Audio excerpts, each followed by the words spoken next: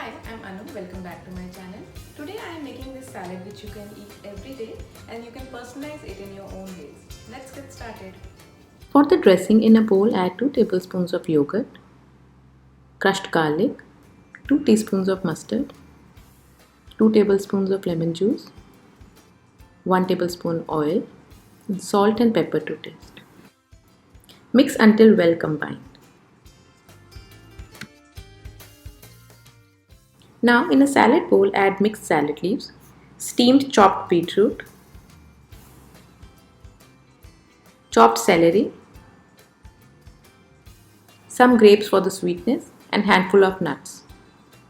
Now you can add any protein of your choice. I am adding smoked salmon and grate some cheese into it.